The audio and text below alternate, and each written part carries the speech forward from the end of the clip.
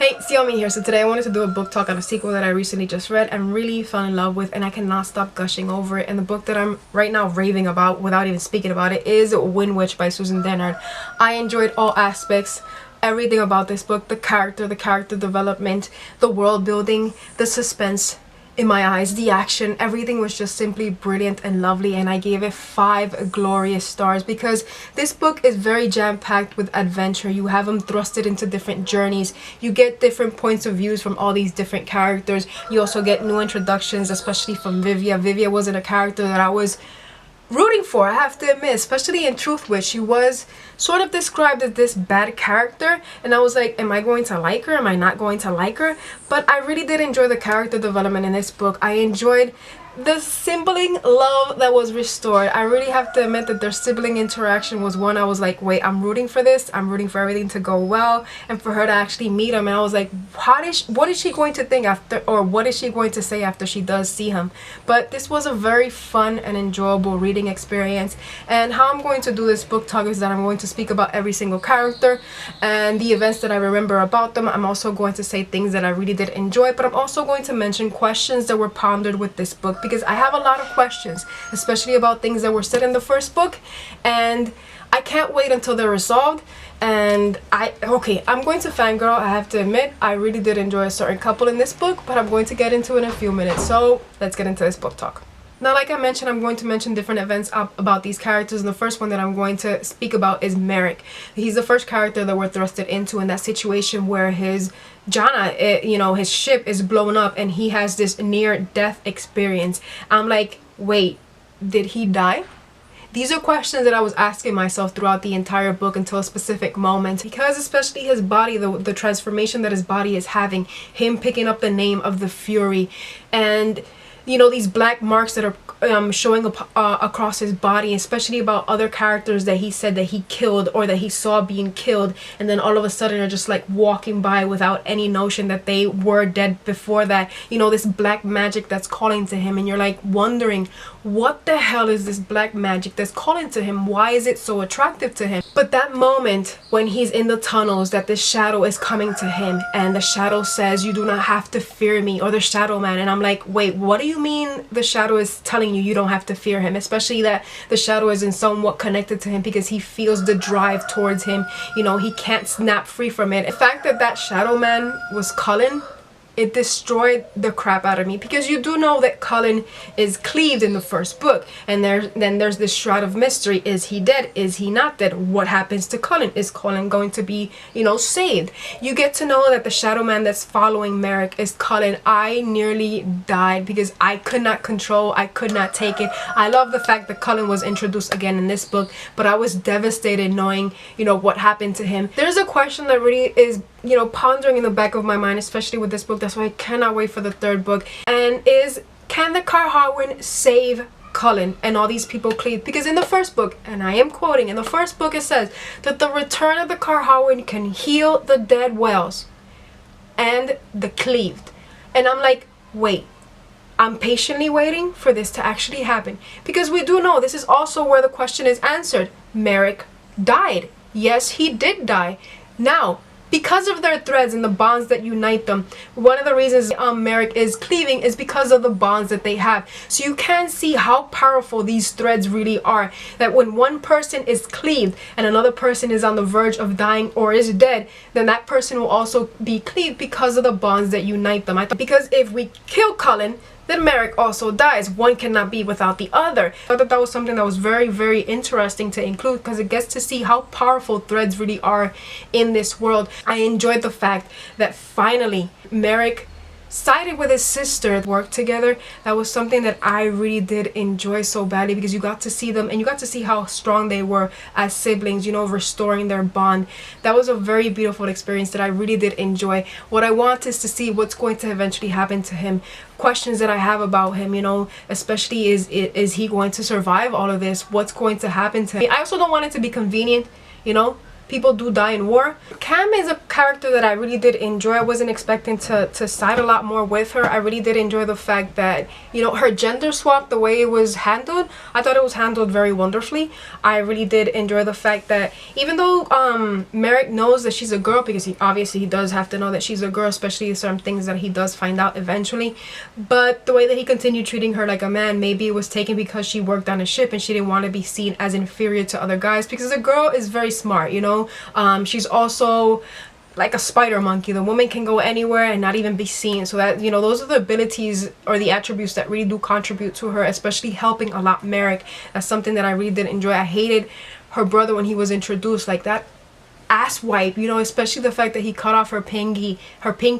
I really did love how loyal Cam was to Merrick, and the fact that she chose her brother over, I mean, not her brother, but she chose Merrick over her brother was something that I was like, wow, you really have to be on a level that you don't agree with anything about your brother, nor that you like what he's doing, to actually siding with your prince, especially Merrick, and everything that she tried to do for him, and always trying to, it was like she was one step ahead, always thinking about different things, but it's like she was hesitant to say anything. When she finally told Merrick off, I was like, you go, girl.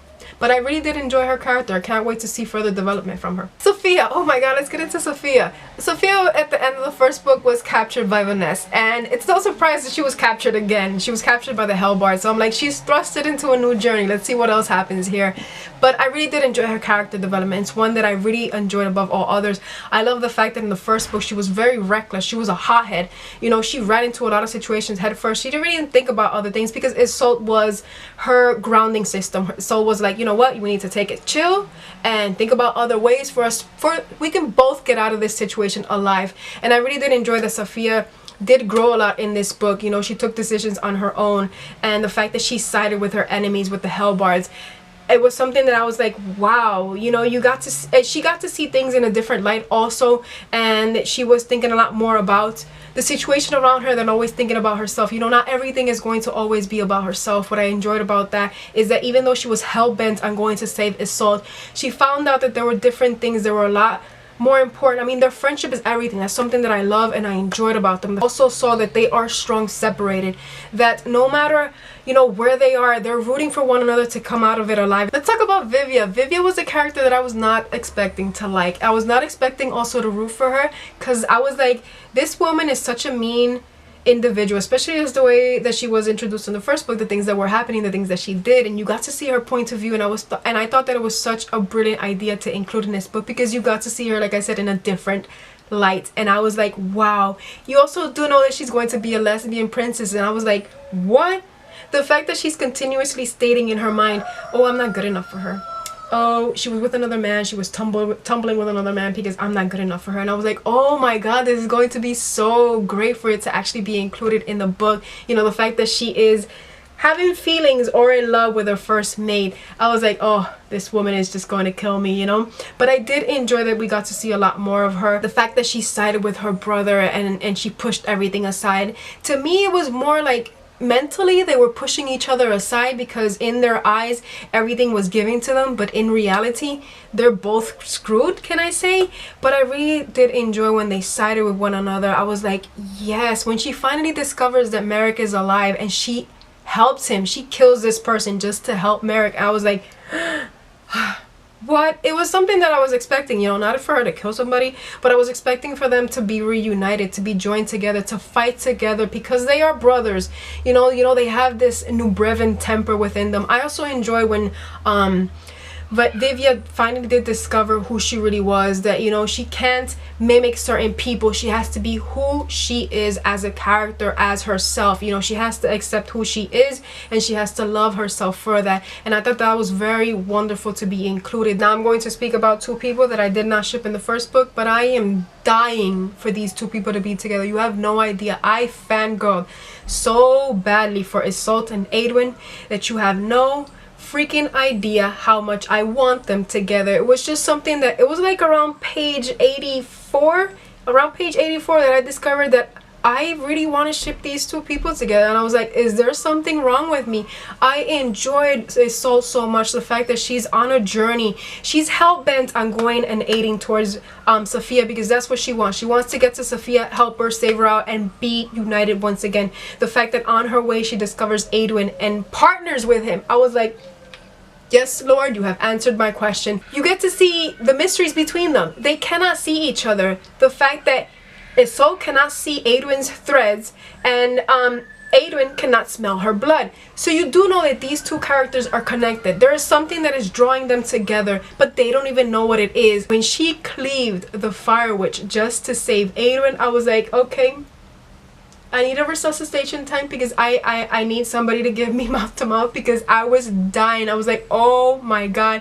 She came to his aid instead of him coming to her aid. It was something that I was fangirling, I have to admit. There was one thing that I really did hate from Adrian, is when he told her that she wasn't part of the Carharwin. I was like, oh, you stupid little fool. Why would you tell her something like that? Like, let's smack you a million times. But you also get to know that that's one of the many reasons why Isolde was having difficulty with, you know, being a thread witch, because she wasn't using her powers correctly. You know, she is a weaver witch, and when she finally discovered that, she felt differently. She even stated that she feels differently, like she feels a lot more powerful, because she's using her powers for what she's supposed to use them. I really did like the fact that it was more centered around the partnership that they have. You know, these are two people that are supposed to hate one another, especially Aiden is supposed to track her down for Corlent, and when he finally tells her that, I was like, yes, boy, you tell her the truth, man. Let's talk about Aiden for a minute. You know, I'm going to be fangirling here, so bear with me, people. I loved Adwin. That Blood Witch is just like, he's driving me insane. Even though we got backstory from him, I want more. I want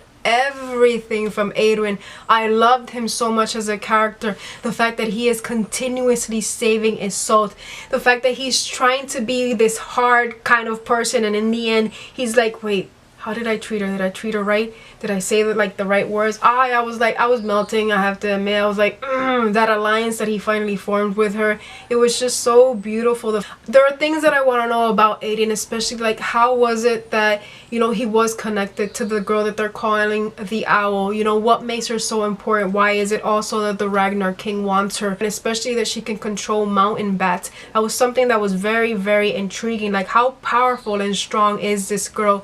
And what connected her to Aiden? Because there's a moment in time that Isolde sees that there are threads that bond them. You get to see that even though he's written as this bad character, he really isn't that kind of character. You know, he has these anti-hero tendencies. And the fact when he finally saw that Isolde was a Void Witch and he was shocked, I was like, you see, boy, for telling her that she's not part of the Carharwin, now you know that she's part of the Carharwin. I'm gonna mention a few things that I really did enjoy that were brought in this book, and the fact that you get the Chiseled Cheater. You do know that the Chiseled Cheater is introduced in the first book, and you're like, who the hell was this person?